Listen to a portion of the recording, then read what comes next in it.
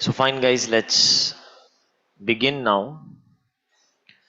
So last lecture we had discussed about some looping statements. We saw for loop, while loop, then we discussed about some small requirements for loop and while loop, how do we use that, correct? So we saw small requirements, how these loops they work. But now we are going to look at the next one, which is do while loop. If you just go to your notes and type here do while, you read this statement carefully. Will run first time without condition check. So this thing is given very clearly here. For the first time, the loop will run regardless of the condition, whether it is true or false. It does not matter. First time, this loop has to run. But for the second time, the loop will run only when the condition is true. The second iteration will execute only when the condition is true. Example, see this here. So we'll go back to the file where we were practicing these programs, and now here I will start with int x is equal to 100. Let me write here while x is less than 0. This is what we were doing it in while loop. We were putting the condition in the beginning. But now in the do while loop, you see the syntax. I'll write do, then while, which means the condition is at the exit point. If the value of x is less than, it is less than 3, and terminate here with a semicolon.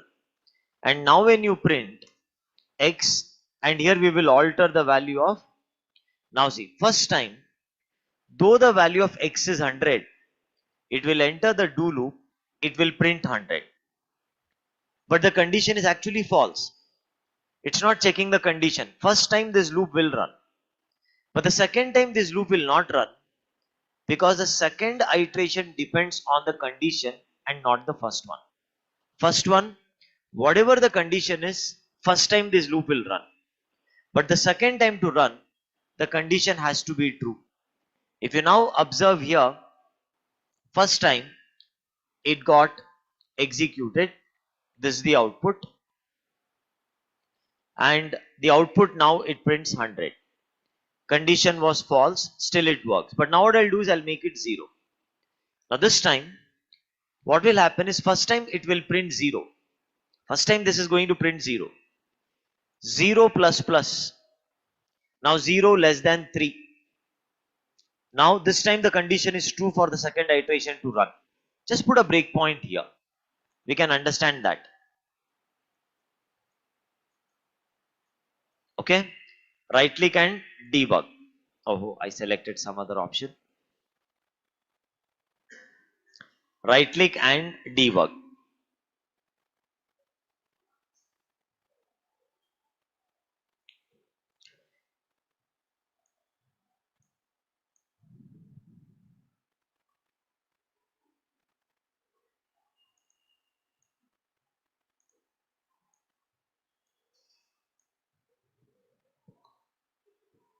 Observe now. It stops here, right? So let's step over. It prints 0. 0 plus plus. This becomes 2. Now second time it is true. First time it worked. But the second iteration true. Again look at. Prints 1. 1 plus plus. Now see. 2 less than 3. Again true. So it is printing what? 2. 3 less than 3. False. Just look at the output here. Did you understand this loop? Everyone? Understood, not understood? Yes? Okay. So I want you people to read this once again. Can you read this loudly? This point is clear? Next. For second iteration, condition will be evaluated. So what is the output of this program? 100 and it will stop. Now what is the output of this program? Excellent. 0, 1 and 2. So what is the difference between while loop and do while? While loop, first it will check condition then run. Do while, first it will run and for the second iteration condition check will happen. Now let's see another loop called as for each. For each loop is specifically designed to work with a data structure. Whenever you're working with data structure, we use for each loop. Like arrays is one of the data structure. So now how do we use for each is, I'm going to create one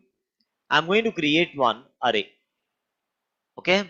Can you tell me what all values are stored in this array? 100, 101, 120. Now if I want to print this value, what I will do is I will use a for loop. That's a traditional approach. Int I is equal to 0, I less than age dot length. We have already covered this length, and then I plus plus. Now when I print age, all I will do is I'll give here I. Okay, let's put a breakpoint here. Remove this breakpoint, right click and debug. Observe now, firstly, what is it doing in the debug window? Now this age variable has got the value 100, 101, 120 and the value of I is 0, which means I is 0 means this is replaced with 0. So age of 0, what is it going to print? See, 100. Now when I further iterate, the value of I is become now 1. Age of 1, what is age of 1? 101. You see that this is 1. So if you now select this and evaluate, what is the output I'm getting? 101. Now step over. What is the value of I? 2. Age of 2. What is age of 2 here now? Age of 2 here now is 120. Now look at that. The for loop condition here is false. The loop stops. Did you understand this part? Online students, did you understand this part? Very simple programs. This is just like doing some bit of warm up exercise before we take logical programs. Yeah, just some people might know this concept really well. Excellent if you're aware of it. Some students are beginner, so I'm going slow. First time they're learning this.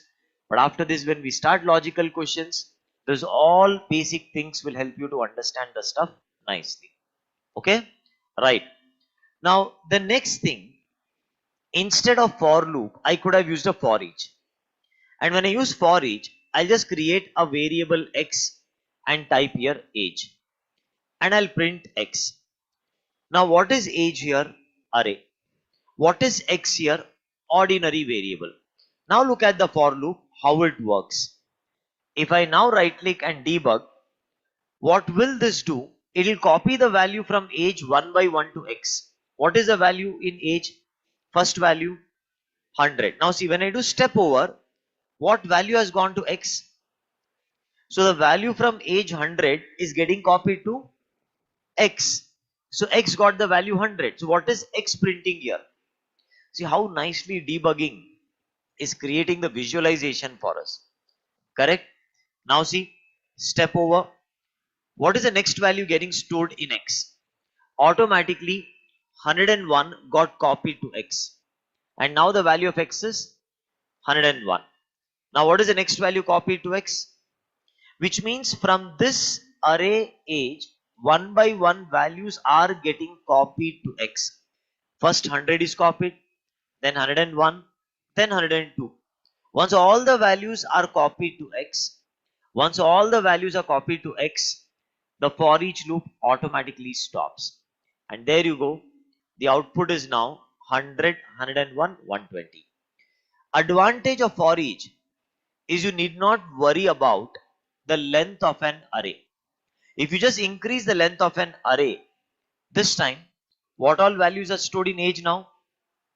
100, 101, 120, and then we have 0. So now when you run, observe the default value 0, without me changing the for loop, it is working.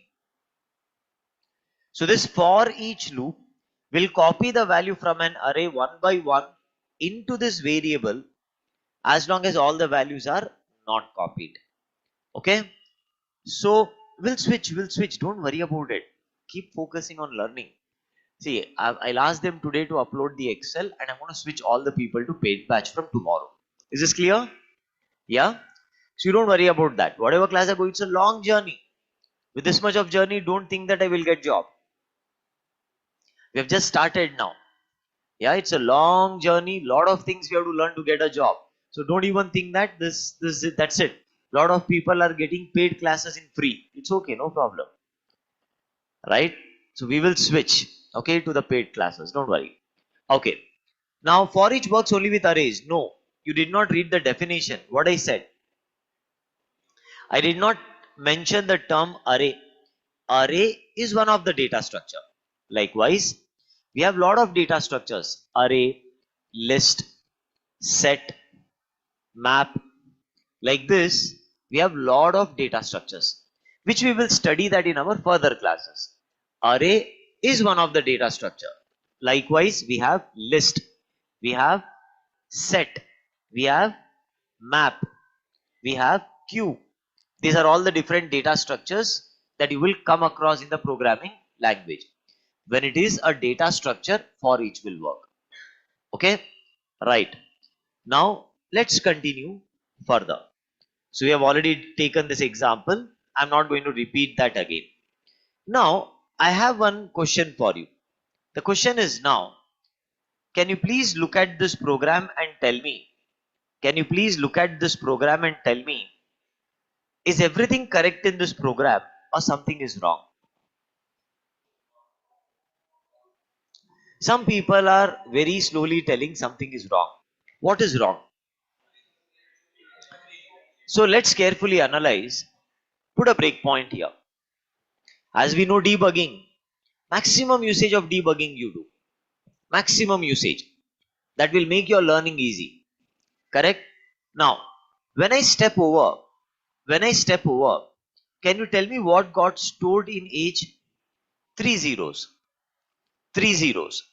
And if you carefully observe here, the size of this array is 3. The size of this array is what? 3. Now when I step over, what happened to the first 0? The first 0 got replaced with 100. These zeros are default values. If you don't initialize by default, because of int, by default, age will be 0. Step over. What is the second value replaced with? Now look at that. When I step over, observe 1, 2, 3 values got stored. But to store the fourth value, array does not have that block of memory at all. There are only 3 blocks of memory. When you exceed the size of an array, when the size of array is 3, you're storing exactly 3 values or less, no problem. If you're storing 3 values or less, there is no problem. But in case if you're exceeding the value, if you're exceeding the size of that array, then you get array index out of bounds exception. Very clearly it says this array index is out of bound, which means we don't have this index number in our array, and hence I'm giving you this particular exception. So how do we handle the exception? I'm going to copy this, put this complete code in a try, inside a try and a catch block. So this code is correct. But now when I take this code and put it here, it will cause exception. And when it causes exception, let's go to the catch block. And I'll use array index out of bound exception, which is again out of bound exception E. And let's print here E dot print stack trace. The exception is handled, and further it should be able to print welcome. Now open this array index out of bound exception. It extends index out of bounds exception, and that extends. So this comes under runtime, meaning when you run a dot class file, this exception will occur. Otherwise, you cannot see this exception. This is not compile time, this is runtime. So now when I run, observe what is happening.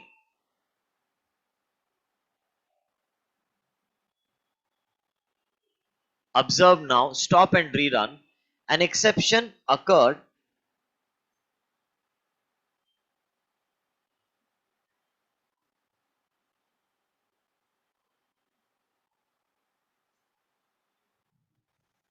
Observe now an exception occurred, but still it ended up printing welcome. Did you all get this, guys? Yeah, everyone got this now? Okay, so keep these exceptions in mind. हाँ हाँ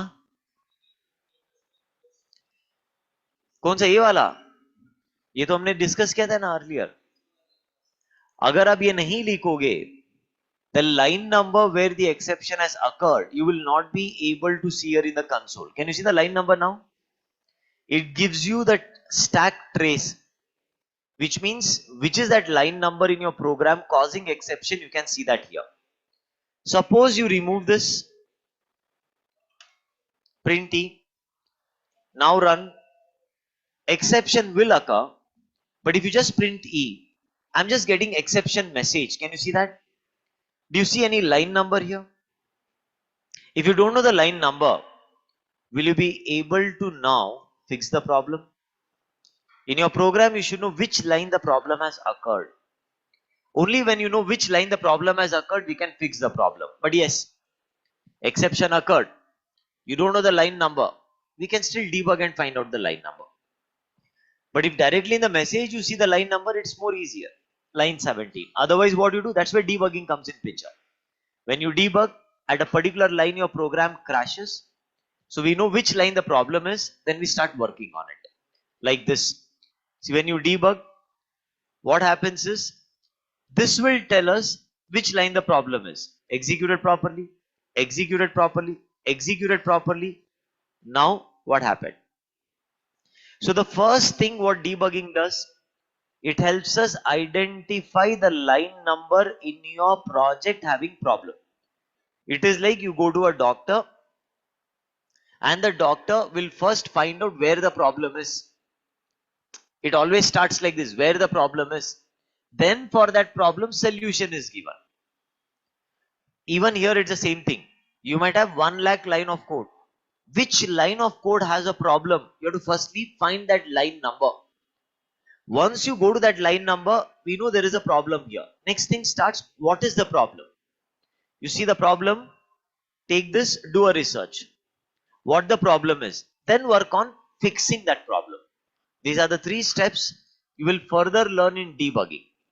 It's too early for you to build that maturity as a beginner, but later, these are the 3 important principles for debugging. Identify the line number, that line is causing what problem, then based on that problem, you try to give the solution. This is how you will be using debugging tool effectively in advanced classes. Right now, you're at a very entry level stage, so we will not put more stress on debugging. We'll just understand the flow of code. Okay, right. So with this now, we are good to go with the next concept. What is the next concept now? Now we're going to look at the continue keyword. So let's understand how the continue keyword works. Again, since we know debugging, actually our learning is becoming easier. How, sir? Now there is a continue keyword here. All I want to do is analyze what this does. Right? So I'm going to run this in debug mode. Can you analyze now what is happening? Okay.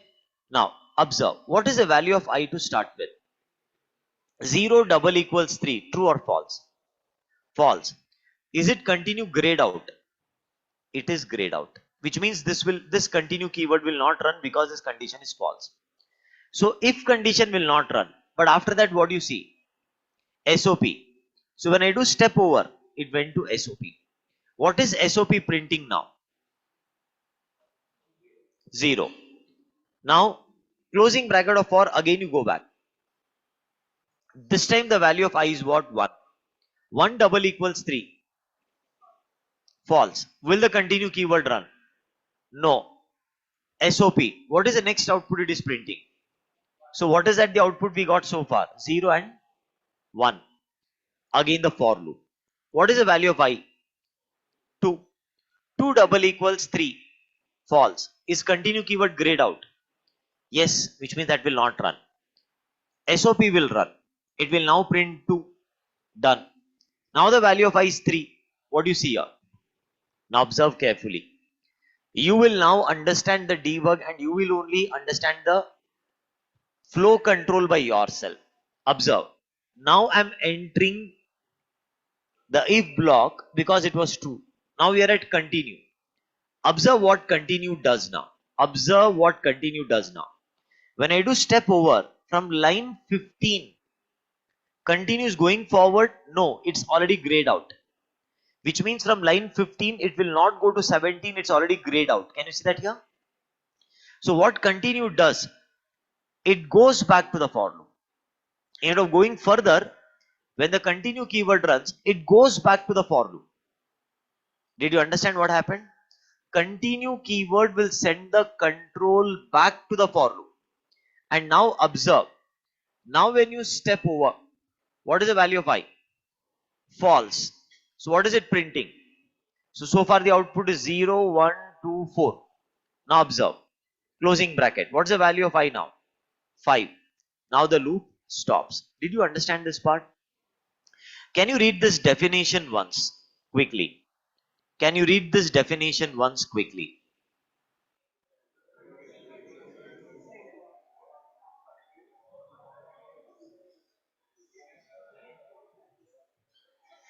So the current iteration is skipped and it goes back to the loop. Did it skip the current iteration? For 3, it did not print the output. It skipped that iteration and then continues with the next iteration. That's why the output in this program is 0, 1, 2. For 3, it has skipped the iteration and it directly went to 4. See, put the load on debugging. Don't put the load on your head. If you now start putting the load on debugging, you will never, as a student, think of by-hearting programs. See, development is not about by-hearting programs. Development is all about you have to learn to do a research by yourself. At the ending moment, you know what happens? When I do mistake, my students they start correcting me because I become casual. By then, students would have acquired the skills to understand where, sir, something while typing he missed it. That accuracy building when students they start, developing, which means you're getting ready for placements. Yeah. So sometimes I'm teaching some topic, one error happened. Now student does that research and tells me in the class, sir, this is what you need to add. This will resolve the problem. Now that's the day where you are in a position to give interview. And for that, just attending classes for 1 hour, then enjoying for 23 hours will not work. 8, 8, 10, 10 hours you have to study. Yeah. Then you will build that accuracy. Just attending for 1 hour, then enjoying, whole day next class again coming back. Anyways, my job is not to give you motivational speech. Let's go back here now. Else if ladder statement. Let's quickly have a look at it now. Right? So I'm going to quickly cover this conditional statements. Little boring, easy concepts, but part of the syllabus I have to cover. So let's now look at what is else if ladder statement. Let's go back here now. So now what I'll do is I'll build a simple program. I will build here a simple program. Okay, what is that program all about? Let me just try doing this. I'll paste this here and we'll debug. We'll debug this. So I will start the debugging here. Fine. Right click, debug. What is the first thing it is now telling us to do? Enter the input yes or no. I'll enter the input yes. Now when I enter the input yes, I entered yes. So what we'll go to now? What will now go to this? Now hit on enter. After you enter yes, hit on enter. Then only debugging will get enabled here. Okay. Now observe. I entered yes. So can you look at what's happening here? The if condition is true, it will enter and print pass, rest all is grayed out. Which means when if condition is true, it will print pass. It's entering the if block. That is the meaning. Did it enter? Program, closing bracket of main, stopped. Yeah? Now let's see once again. Now what I'll do is I'll right click and debug. This time, I'm going to enter the input as no. Enter no, hit on enter. This time what is grayed out? If is grayed out, else is grayed out. Which means which block will run? Which means else if also runs for the true condition. Value is no, no equals no, true. Rest this is false, and of course else will work for false condition. So what is it printing now? No, fail, and stops. Make sense? Now what I'll do is I'll right click and debug. This time look at the flow, enter some input, hit on enter. Now see, this is grayed out, this is also grayed out. Can you see that? Is it grayed out? Line 16, line 18. So when if is false, else if is also false, which line will it go to? Is it going to else? Check. Entered the else block. So what do you understand by this? As long as the condition is true, if or else if will run. When the condition is true. If this is true, it will run if and stop. If this is false, else if is true, run else if and stop. If everything is false, then directly go to else part. And we get the output invalid. Did you all get this, guys? Online students, please tell me. Please tell me. I'm going to get you all added today, right? By doing the audit to the patches. Don't worry about that. Is this clear? Now, everyone got this part? Everyone, yeah? Now let's look at operators in Java. Observe. Now this is again a very important concept when we are talking about operators in Java. See, what is the output of operator? Operators, they perform comparison. Like we have mathematical operators. Greater than, less than, not equal to, greater than or equal to, less than or equal to. Whenever these operators are used, you are actually doing some comparison. And whenever comparison is being done, ultimate result of that is a Boolean value. Now these are some of the important operators in Java. Can you please observe? We'll again debug this. I will now paste this in here. Let's debug. Paste this in here.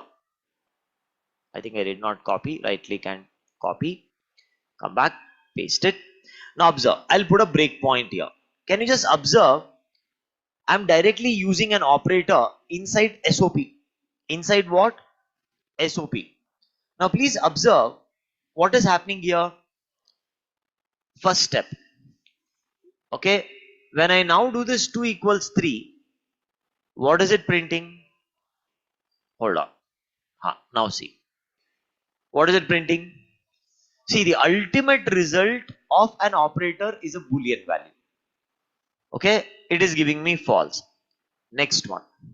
Now let's see what this is going to return. We can just see this here. What is it returning? True. Step over. 2 is greater than 1. True, right? 2 less than 1. Take the cursor. What is the output? False. Now what is the output? True. What is the output? True. Now what is the output? 2 not equal to 3. They are not equal. Correct. The statement is correct. 2 is not equal to 3. What is it? Now the loop stops. Did you all get this now? Yeah. We will look at the switch case now. Then we will start with a logic building. Don't worry. We will take that freshly in the further class. Okay. We'll take the switch case finally and we'll understand how does this work. Everybody got this now? Switch case.